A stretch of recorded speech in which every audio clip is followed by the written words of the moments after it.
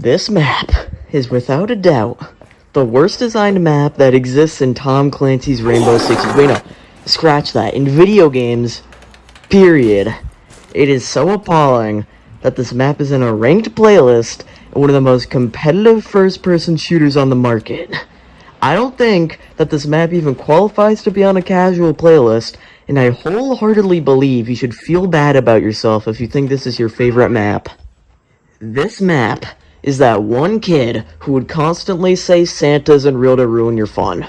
This map is the inverted anus of the human known as Rainbow Six Siege. Siege is the tiny perfect little sleepy town that you always wanted to live in, but this map ruins it by being that one horror story of the family of 5 committing ritualistic suicide outside of the local Domino's.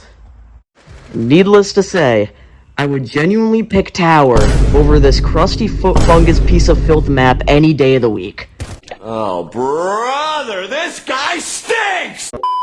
Calm down, I made a mistake by saying that. But seriously, why does this map make me want to stab a nail knife in my head every time this map gets chosen?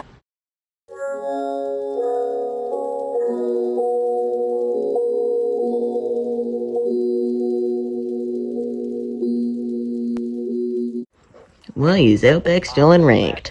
Honestly, one of the worst maps next to Skyscraper. All runouts and bad layout.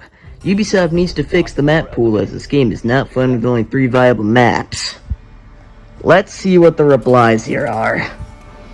Outback isn't too bad and isn't a huge map for runouts really. Play Nomad and you'll be fine. Skyscraper is a great map too, says the Grim Main, whose username is Jaegermain.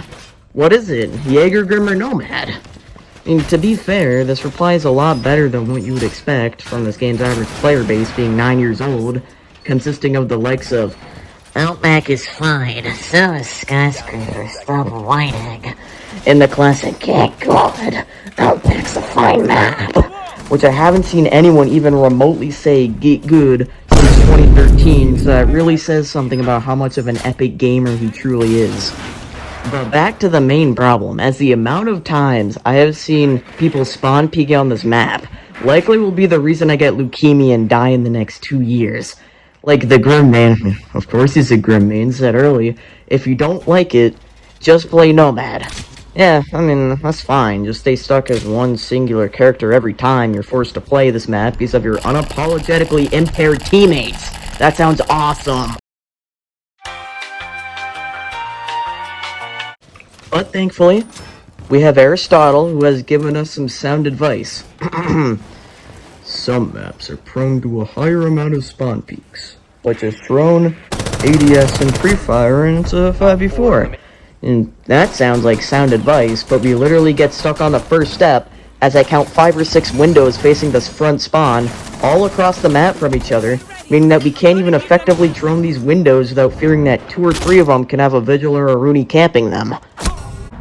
And this isn't just the front spawn, this is a problem at all of the spawns. And as a quick side note, why do people spawn peek? They might claim they're helping the team out, or that they're just gathering intel, but it might help them to spawn peek in real life, because clearly their father shot out all the cans and now they can't find them! A big problem I've seen people say online about is that you should only be spawn peeked by that angle once, and then you remember it for the next time. And you just need to get better. They often hide the fact that they're cancer for their team and only get their kills from spawn peeking, and their score is always 2-7. And those 2 kills are always you. It's never anyone else who's right in front of the window. It's always you from across the entire map because somehow your hitbox extends as long as the equator. And Outback is the cause of this.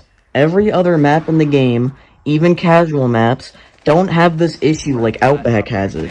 Even if no one is spawn peeking because they are raised right with loving parents, it doesn't even matter, because the rooms are so big and the map is so small that it promotes roamers to roam even more, making every single window and door feel like someone is peeking it, because every single entry point on this map has at least 2 angles on it that you can't counter, making drones a necessity, but we already established that droning windows on this map is pointless, so you might as well just rush in without thinking, just like the beaches of Normandy, and hope that the 2-bro on the MG42 doesn't shred your entire team upon entry.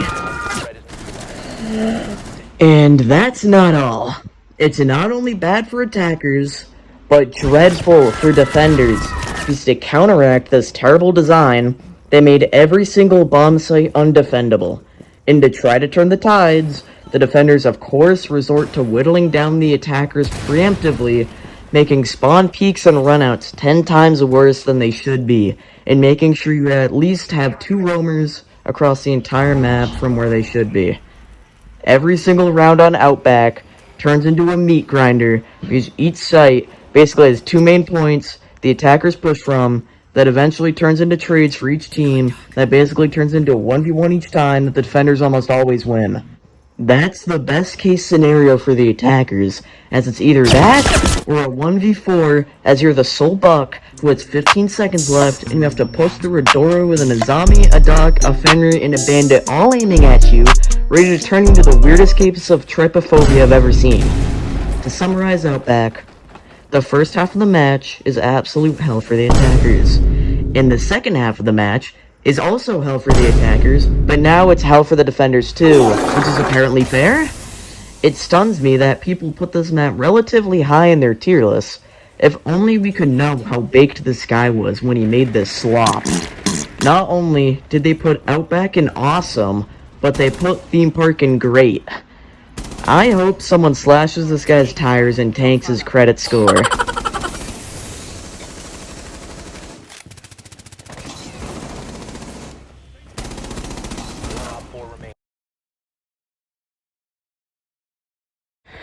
Oh my god.